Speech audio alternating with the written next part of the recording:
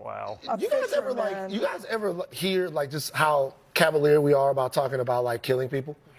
Like park a Tomahawk cruise missile, people die. They're gonna die. And so what I'm saying is this: it's wars kill people and break things. That's the nature of war. Wars kill people and break things. That's the nature of war. Drugs do too. 108,000 last year, including plenty. I just hope you guys know you're about to give away the whole thing.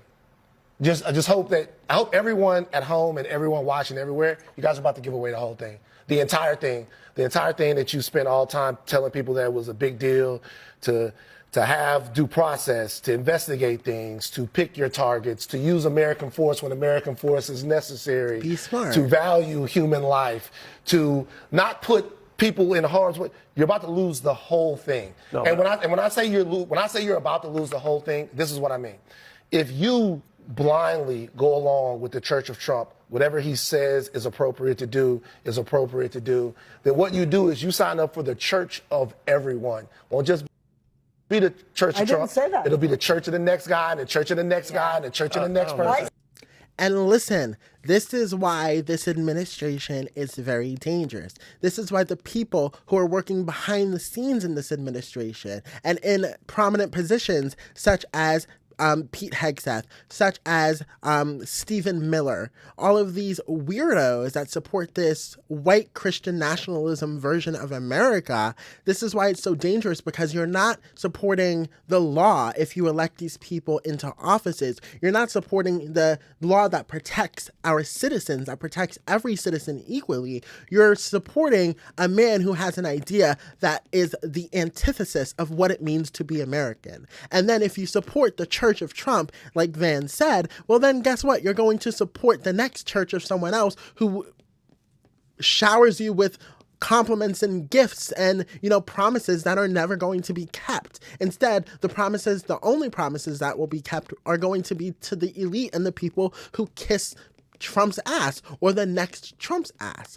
So it's very telling here. What he's saying is that stop kissing these people's asses and start paying attention to what the law says that protects human beings and everyone on American soil. Because if you don't pay attention and use the rule of law to justify and serve justice to people, well then guess what? You'll have a dictator like Trump who will say whatever I say goes, and then all of a sudden he's murdering people in the middle of Fifth Ave like he said he will do, and no one's going to bat an eye or challenge him to it because you elected a dictator.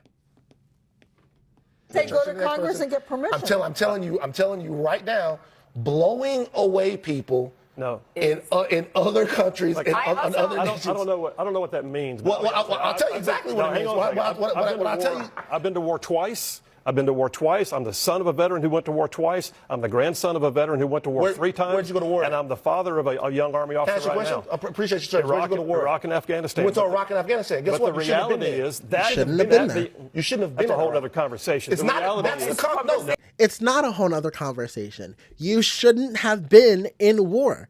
Your country should not have sent you to war. Your country should have not sent you into a place where you could be killed on behalf of some stupid mission of some, stupid, the word left my mind. Oh my God.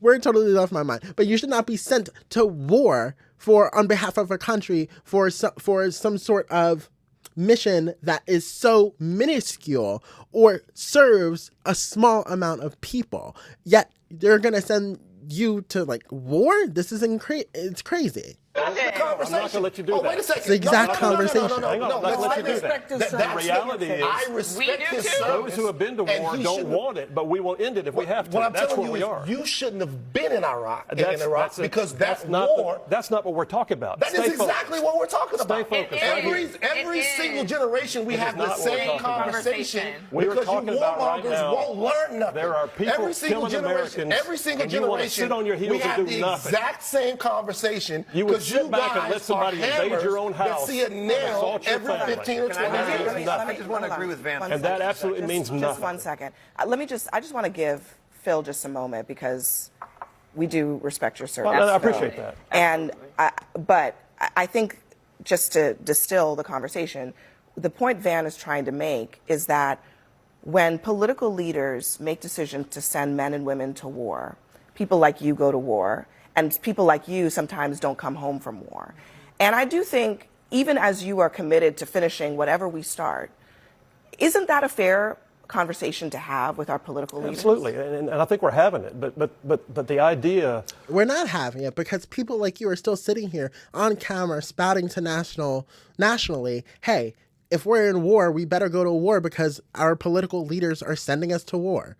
Like, we should not be sent to war. Our political leaders should do everything in their power to not send us to war, to not send citizens to war to where they can be killed and not come home to their families, not come home to their mothers, not come home to their fathers. Instead, they're following this political idea and this nationalistic idea that you must die for your country. But the truth is, you shouldn't have to die for your country. You shouldn't have to die for political leaders that make stupid and ignorant mistakes. No, you should be able to live in your country securely without political leaders pulling strings that allow people to die in the process that serve the few. That's the problem, and that's what they're getting at here. And yet you have this man who's sitting here with a blank wall in his face of nationalism saying, if I live in America, I'm going to die for America, which is great if the cause is just, if the reason is just. But when the reason is not just and it serves some sort of just perverse political few, well, then that's when we need to stand up and take a question and say, hey, is this what our country truly needs when we're sending our men and women overseas to fight wars and kill and be killed? For what reason? We shouldn't be at war. We should avoid war at all costs, and it should be a last resort. That is what they're saying. that Van was espousing a moment ago, that we shouldn't have gone to Iraq. That's nothing what we're talking about. What we're talking about right now is there are people killing Americans, and for us to say, you can invade our house and assault our family and we won't say boo about it, that's wrong. This is not a war we started. This is a war that we're going to finish, though. That's the difference. Peace with strength. See, they like to conflate 42 different issues. He conflated now immigration issues and immigration lies with a war overseas. And I'm so tired that these right-wing extremists continue to not have a backbone or any sort of plate to stand on because they have to continue conflating issues to not answer questions. Here's the question. Should political leaders send their American citizens to war for the benefit of the few, of the political leaders? No. That's the simple goddamn answer, okay?